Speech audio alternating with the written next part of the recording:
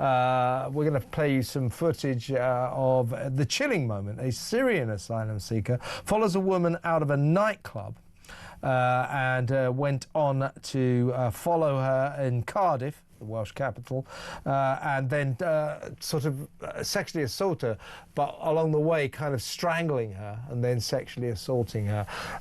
So while we look at this, let's talk to the director at the Centre for Migration Control, Robert Bates. Welcome to the show, Robert. Evening, Kevin. Yeah, well, this is a guy called, he's a Syrian refugee called Fawaz Alsamaou, and he went to a nightclub in Cardiff and clearly basically scoped out his victim. Look at this, there he goes, there he goes. So there he goes, he follows her out of the club, and she didn't even know this, and he later grabbed hold of her, strangled her, and then sexually assaulted her. He's admitted this offence and awaits a sentence. But he's also going to be deported, they say, after his conviction at Newport Crown Court. Actually, he's got 37 months in prison for sexual assault, and after that will be deported, so we're told. Doubtless, Robert, he'll probably be accidentally released within a couple of weeks. But seriously, once again,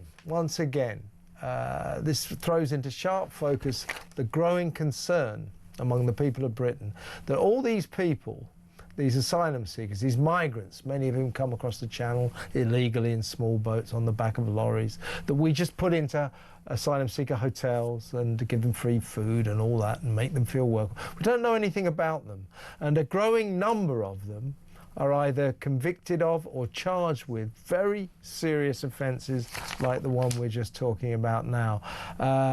This is and don't forget, what was it, 2 weeks ago now, we had a poor guy, Wayne Broadhurst, in Uxbridge to the west of London.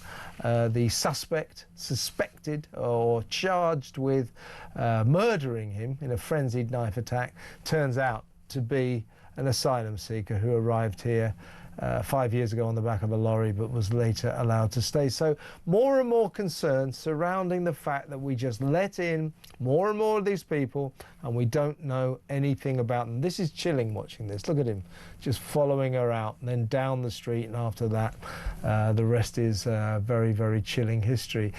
This is getting, I think we're reaching a kind of crisis point, aren't we?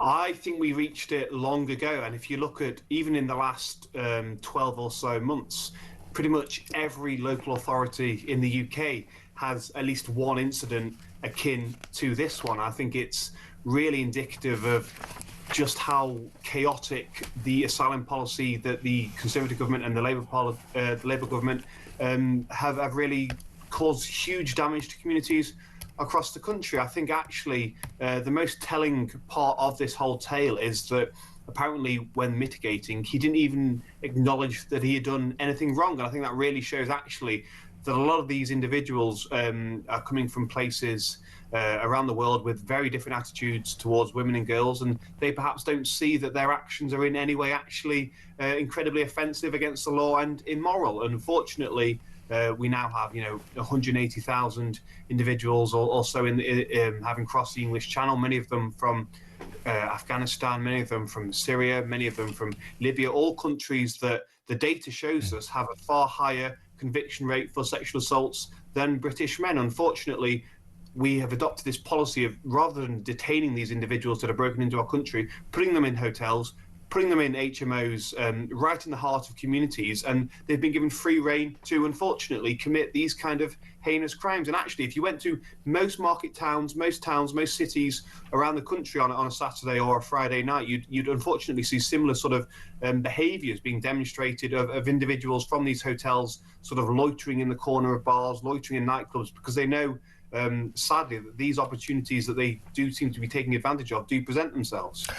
You're right. I mean, they come from often Middle Eastern, Sub-Saharan Africa. They come from very different cultures to us, and time again, when these guys, you know, from places like Syria or Eritrea or Ethiopia, Afghanistan especially, when they're charged with these very serious sex offences, their defence is, well, we just didn't realise, you know, I come from a different place, didn't realise that you take this sort of rape and sexual assault matters so seriously. We didn't know. They really don't seem to, some of these guys who are charged with these offences and then convicted, don't seem to understand that that is not, you know, just groping a woman that you fancy is not acceptable in this country, that it's against the law. That is the problem, this cultural schism between our forms of behaviour and what they see as acceptable behaviour.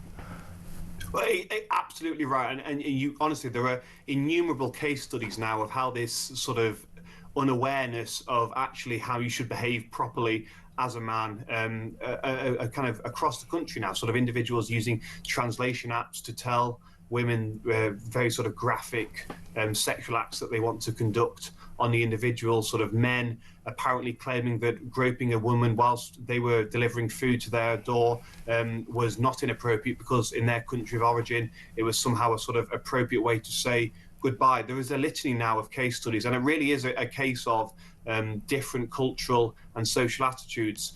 You made a point earlier that I want to pick up on as well. I think the idea that actually this individual will be deported very swiftly or in the foreseeable future is sadly very remote. He's come from Syria. I think what we will see is when the time comes to remove him, he will be launching an endless procession of human rights claims that are removing him to his country of origin and will actually somehow endanger him or breach Article 3 or Article 8 of the European Convention on Human Rights, and thus the process will be delayed. And this is why we've got now nearly 20,000 foreign national offenders from around the world who have committed really, really awful crimes, served custodial sentences. They've not been deported because they launch appeal after appeal after appeal, and instead what the authorities have done is put these individuals right back into the communities where they committed their offences. And you actually wonder why sort of the British public are losing faith and trust in politicians and in institutions when this kind of risk we are being exposed to almost on a sort of seemingly daily basis at this point. Yeah, and of course Home Secretary Shabana Mahmood made a big song and dance about getting that guy Hadush Kubatu, the Ethiopian Bell Hotel Epping guy, you know, who was mistakenly released after that. Oh, I pulled every lever, you know, I moved heaven and earth and I got him out of this country really, really quickly. He was from Eritrea. With which we have a returns agreement. So it's returns agreements. It's easy to get them back. The trouble is, for most of these countries, we don't have returns agreements. So we will see what happens to our Syrian friend there. But I think you're probably right. He'll probably come out and then start launching human rights cases and won't be deported. Can I just ask you a quick question going outside your specialist area? But this is concerning. This is to do with the rape gang scandal. Hundreds of rape gang, grooming gang cases are now being reviewed under a sweeping new police initiative called Operation Beacon Port.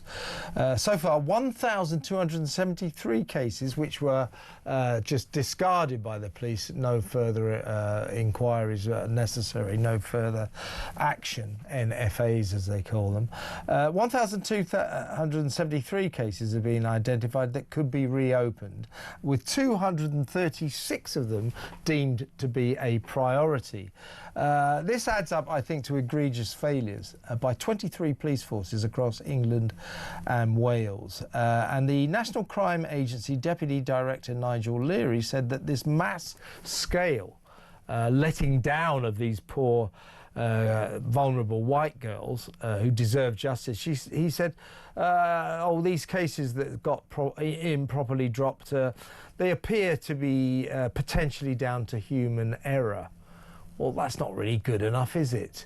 And what we're talking about is what went on for many years, where the authorities, the police, the local councils, teachers, social workers all deliberately turned their backs and let this carry on, this rape gang scourge carry on, because they didn't want to be accused of Islamophobia. So they're beginning to try to make amends now, but it is exposing the horror of the fact that so many people in authority just turned their backs and let this happen? Absolutely. Well, first of all, there are way more than the cases that they've actually reopened that actually need to be reopened. Second of all, the idea that this is actually just a human error suggests it's a kind of a administrative slip-up. It's a kind of email being sent before you've put you're sincerely or anything like that. Actually, what we are dealing with here is real cultural problems in every single police force, pretty much every single social services department, local authority around the country, where people have been really concerned and really scared to address the issue and call it what it is, for fear of being accused of racism, for fear of facing some form of professional backlash as a result of it. And that's actually being generous. We know, for instance, in some areas, in Greater Manchester in particular, actually, it's a lot more nefarious than it just being a kind of cultural problem and a sort of a need to be nice and culturally sensitive. Actually, what it really is complicity in some parts. And this is why what the Labour government are doing when it comes to the national inquiry is nothing short of scandalous, because it is failing to get to the bottom of these problems, failing to get to the bottom of the sheer complicity that some individuals in authorities do have in this absolutely hugely important national scandal that has gone unaddressed for far too long.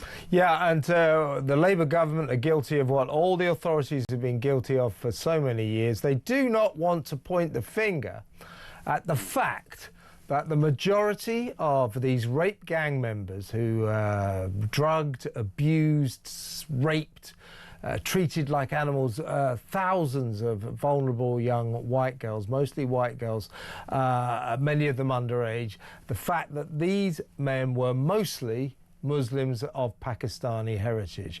The authorities still trying to avoid that, and that, as you say, Robert, is a scandal. Good to talk to you, mate. Thank you very much for your time. Robert Bates, Director at the Centre for Migration Control. Let's go to break.